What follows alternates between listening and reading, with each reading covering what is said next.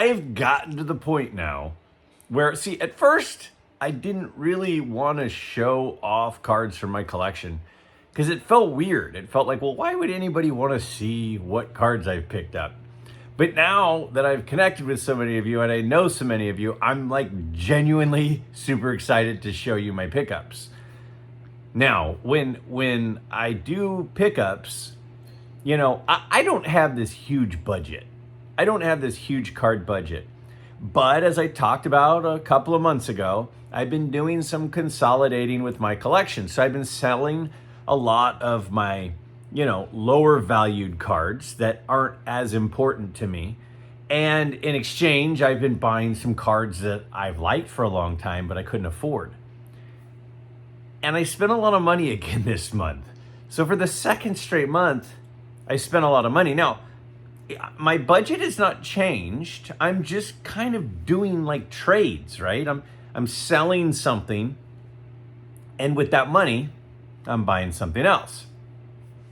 And this is the result of all that selling and transferring into these new cards. And I'm really excited about what I got. And there were several times I'm like, I want to do a video on this one. I want to show this to everyone. And then I'm like, no, I can't. I got to save it.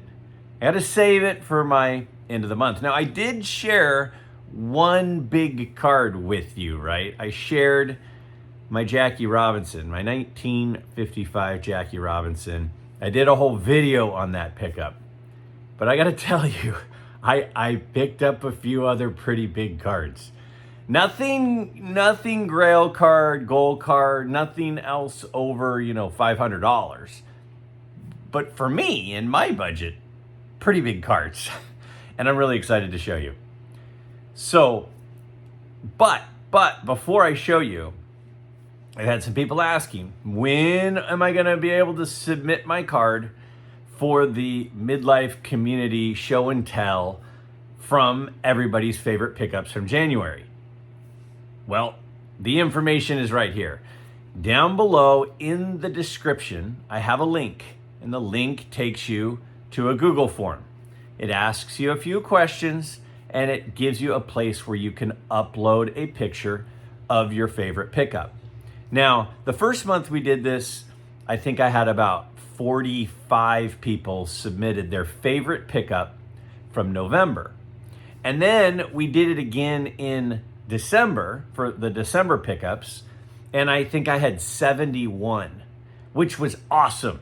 Seeing everybody's pickups was awesome. Now, let me also back up and say, it doesn't have to be expensive to be your favorite pickup of the month. Your favorite pickup of the month might be some card that just happens to be super meaningful and special, and you've wanted it and you're just so excited about it. That's what I'm focused on. What is the one card that you added to your collection this month, the month of January, that you're most excited about? Now, because I'm getting more submissions, I really want to limit it to one pickup. So please upload and the description and everything and the picture of your one favorite pickup from January. Now, if you send more than one, what I'm going to do is I'm going to pick one, because we can't make the video be 45 minutes. I mean, we could, I guess, but it could get out of hand. So your one favorite pickup from January, down in the description, click on the link. There's a few questions. What's your name? What's the story about the card? What is the card? And, upload the picture. And I'm excited for that video. So I'm going to make a deadline. I'm going to say let's say next Friday. Okay, so that would be February 9th is the deadline. So I'm giving you, everybody gets 1 week to put in your information and upload it. And with that, I'm going to put together the January pickups video from all of you. Now, last month we had some massive cards, massive couple Jim Brown rookies. We had a 52 Mantle. We had a Ty Cobb and an 8. I mean, there was some crazy stuff. Again, your favorite pickup doesn't have to be an expensive pickup. But I'm really excited. I'm really excited to show you my pickups for the month. So here are all of my pickups from January. So I showed you my 1955 Jackie Robinson, and this is my favorite Jackie Robinson card, and I have wanted it for so long. And I did a whole video on it because it is a card that I was so excited to get. I just think the color and the clarity of it is just beautiful. The back is so clean. The centering on the front and the back is tremendous. And again, when I look at the front of it, I just love it. I absolutely love it. It was assigned a 4 from PSA, and I could care less what that number says because it is the card I've been looking for many, many years. Jackie Robinson, not just a great player, but a historical figure and an important, very important historical figure. So you can see here, again, I talked about what I paid for it. Right in that $650-ish range.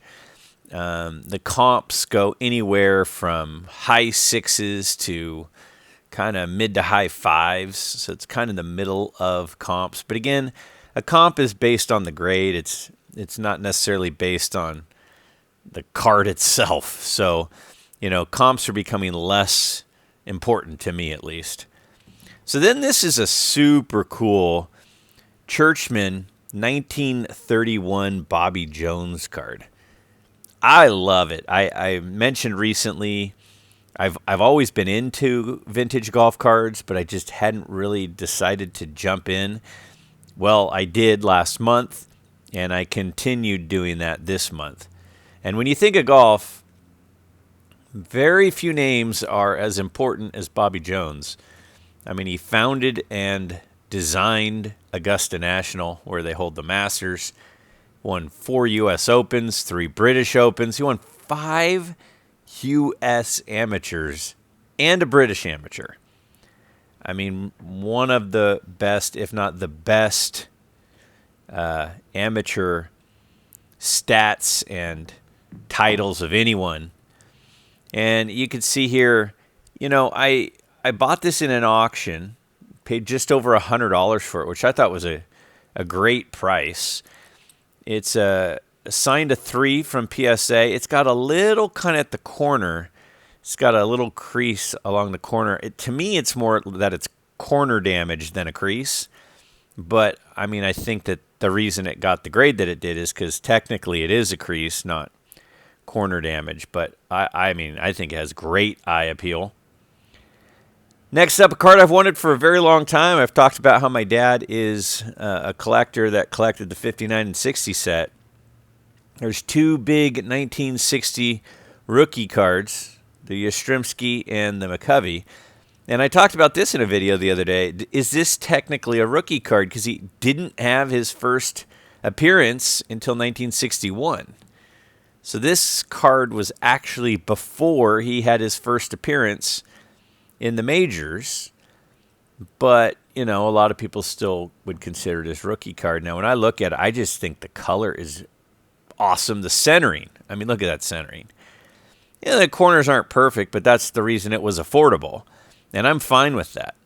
I just think the color is awesome. The clarity is awesome. The centering is awesome. I just think it's an off-the-charts eye appeal card. I'm thrilled to have it.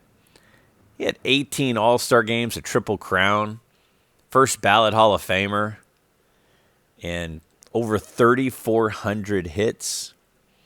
Got this in an auction for about $170.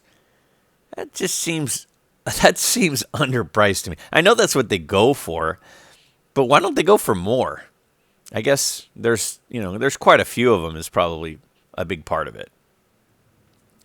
Next up, another vintage golf card. This is the 1933 Gowdy Sport Kings set. And last month, I picked up a Walter Hagen. This month, I got a Gene Sarazen. Gene Sarazen had 7 majors, appeared in 6 Ryder Cups for the U.S. This is assigned a 3 from SGC, but I love it. The back is pretty clean. The front of it is really well centered. And again, when we're looking at cards for me, the grade continues to become less important. But look at the centering on it. Look at the color, that light blue, and then the color on his tie, the dark red up on the top. I love it. I think it looks great in an SGC slab. And here it is,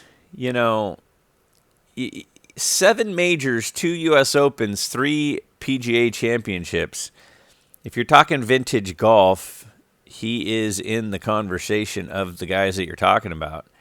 Bobby Jones, Walter Hagen, Gene Sarazen are 3 of the big ones. And I paid up a little bit for this, paid $225 for it in a buy it now, but I just thought with the centering and the eye appeal it was worth it. So a T206 Hall of Famer, one of the things I'm always working on are T206 Hall of Fame players. I'd like to get one of everyone not named Plank or Wagner. This is Roger Bresnahan. Now, he is a Hall of Famer, played a variety of positions. This is my first polar bear back, so it's a little bit of a rarer back than the Piedmont or the Sweet Caporal. I thought the deep blue on polar bear and the deep colors on the front is really what I liked about it. And this is an older SGC slab, and you can see the grade up there's a 3, but really well centered, and the colors are so great with, all the talk about altering and stuff going on lately, and knowing there's a lot of soaking of cards and stuff. When you see a color like that pop on a T206, I'm very, very drawn to it. Color has become more and more important to me as some of the altering stuff is more and more talked about. That's just me, though. I paid $200 for this SGC3 Roger Bresnahan. He invented shin guards for catchers and the batting helmet. Next up, another golf card, this time a Churchman. Now, Walter Hagen has the 3rd highest major total of all time. It's Nicklaus and Tiger, and then Walter Hagen with 11 majors, 5 PGA championships, and 4 British Opens to go with 2 U.S. Opens. He never won a Masters. In fact, I don't think he even had a top 10 in a Masters. But he was a prolific player. Now, technically, there's one card before this for Walter Hagen. It's a strip card, though, a hand-cut strip card. So for me, I don't really consider that so much to be his rookie card. To me, this is really his rookie card, even though there is one card that was printed in 1926. But it's like a drawing card and a hand-cut card, strip card. I'm personally not a big fan of it. This is his first card that, to me, is pretty desirable. And I got it in a 4. And I mean, $67. That seems low. It just seems low for a Walter Hagen card from almost 100 years ago. Now, you didn't think I was going to go a whole month without getting one of my N19 Allen and Ginter Pirates of the Spanish Main cards, right? This one is Pierre Picard, and it is assigned a 3 from SGC. The colors on these cards, unless you see them in person, you just can't really get it. But they are beautiful works of art. And you can see there's some little bit of staining going on the back, but whatever. That doesn't bother me at all. I just love it. It's really well centered, and the color is terrific. And I mean, pretty decent corners. Now that one was assigned a 3 from SGC. The prices on these are kind of all over the place just because they're all so low pops. Sometimes it's just if there's one you want, you kind of gotta pay what they're asking. This one I paid just under $80 for in the 3 holder. There's quite a few of them in the set. There's 50 of them. I think I have, maybe 16 of them or so now. I just absolutely think they are awesome. And I kept on buying. Yes, look at this. For me, this is a big card. A 1951 Bowman Ted Williams. I love the eye appeal on it. I think it has terrific color, really well centered. Corners are solid. I mean, it's just a beautiful card. And for me, there's a handful of vintage guys that I guess you could say I collect. I don't have a ton of cards of each of them. But Ted Williams is so high on my list. You can see there's a wax stain there on the back, on the top, which bothers me zero. Remember, back then, they were packs of 1 for 1 cent or packs of 5 for 5 cents. So the ones in 1 cent, they all had wax stains, and 20% of the others did. So a lot of the cards have wax. And to be honest with you, it kind of shows me that nobody messed with the card, because wax isn't the hardest thing to remove if you use some of the activities that some people out there are using. Now, I paid $425 for this, but for a card with that kind of eye appeal, it wasn't listed for more than an hour or two before I bought it. I saw it, I favorited it, and I waited, and I said, I got to go buy that. I love it too much. So I did. And then my last card, again, I said a moment ago, I love collecting T206s, and the Hall of Famers are the ones I really am trying to pick up over time. And again, the color and the centering right now are the two most important things for me. And the clarity. Sometimes you'll get some fuzzy ones because of the way the ink was layered. There's kind of overprinting and stuff. But in this one, it's perfectly crystal clear, perfectly centered, and the color is so rich. It's such a deep red. I absolutely saw this and I'm like, the corners aren't perfect by any means. There's a little crease toward one of the corners, but I had to have it because I just loved the color and the clarity and the centering so much. So I paid $200 for that. Anytime I can get a Hall of Famer T206 in a 2 or a 3 for $200, $240, something like that, I'm definitely interested, especially if it's that well centered. All right. What'd you think? What was your favorite pickup? Let's exclude the Jackie, because I've already shown my excitement. We've talked about the Jackie. Of the other pickups, which one's your favorite? Which one of my pickups was your favorite? Share in the comments below which card you thought, man, that's pretty cool. Also, remember to upload the information for your favorite pickup from January. In the description below, click on the link to the Google form, and it will take you there. A couple quick questions, upload the picture, boom, you're done. And I can't wait to show you the video of the Midlife Community pickups from January.